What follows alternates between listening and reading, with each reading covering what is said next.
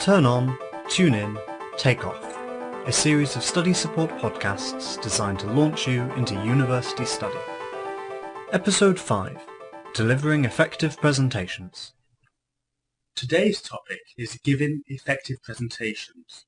As part of your course, you may be asked to give a 10 to 15 minute presentation on a particular topic.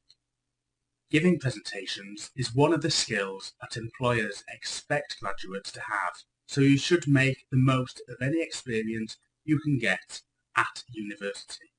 However, it isn't easy at the beginning. Here are 2 comments we hear a lot from students preparing presentations, read by Industrial Design student Letty and International Business Management student Roy.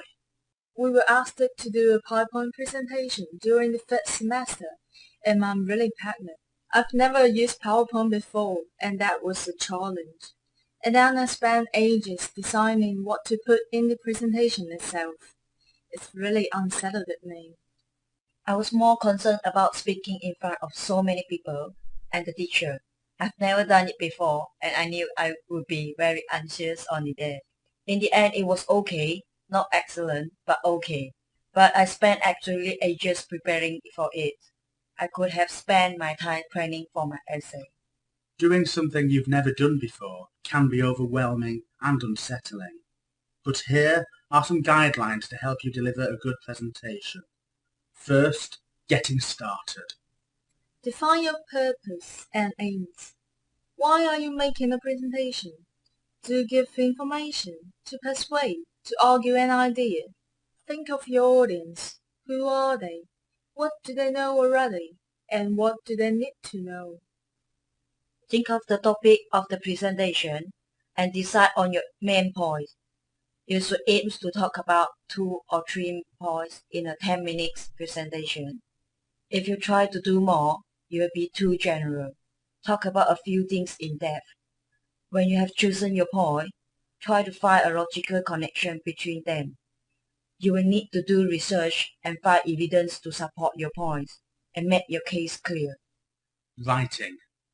Presentations usually have 3 distinct parts: an introduction, the main section, and the conclusion. In the introduction, you should say what you're going to talk about and why. Next, mention the structure or order of your presentation.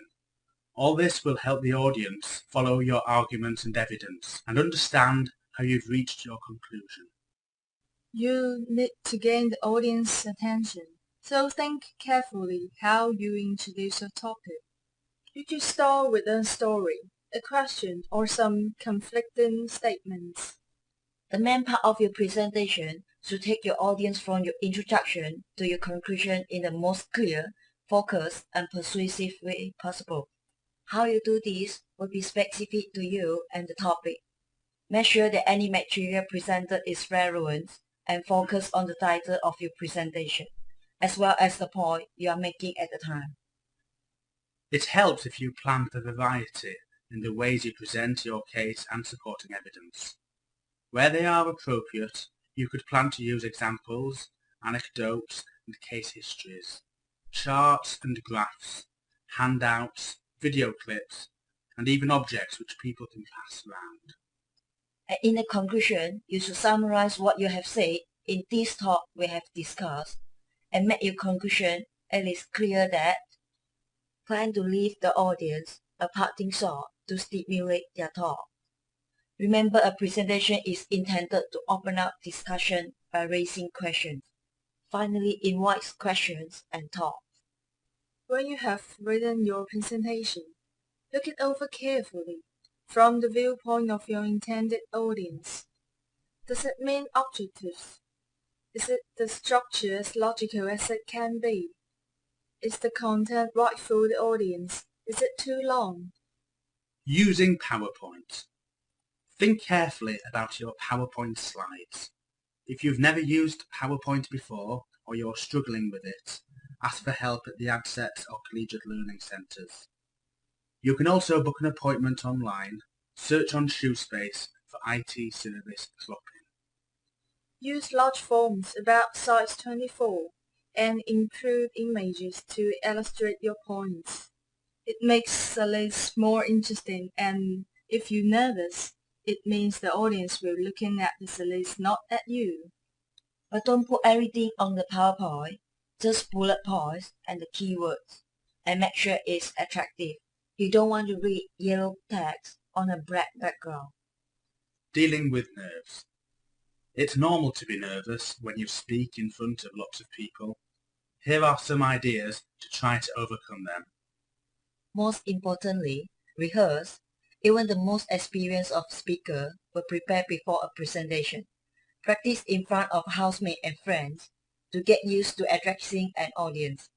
It will also make you learn your material better and feel more confident. Use prompt card if you can. If not, read from a script. While rehearsing your presentation, it is important to check that your timing is right, that you don't mumble, that your voice is loud enough, and you use the tone of your voice effectively to emphasize points. Practice gestures as well. Believe it or not, nodding slowly when you state your argument makes it more persuasive to an audience. You'll probably start talking faster and faster as you get through your presentation. Breathe deeply before you start. This slows your heart rate down, and you should feel less nervous. Force yourself and pause between points and slides. It lets the audience catch up and gets your time to breathe and prepare for the next section. Look at your audience. Despite what you may think, this does calm you. Smile and look relaxed. It should create a more relaxed atmosphere for you and your audience. Another useful tip for reducing anxiety is visualization. Imagine yourself giving a brilliant presentation. Finally, at the end of your presentation, you may need to handle questions. Don't panic if you get asked a difficult question. Simply admit that you haven't considered the angle to the topic. Then throw the question open to the group. That's all from us. Thank you for listening, and thank you to Letty and Loy for helping me.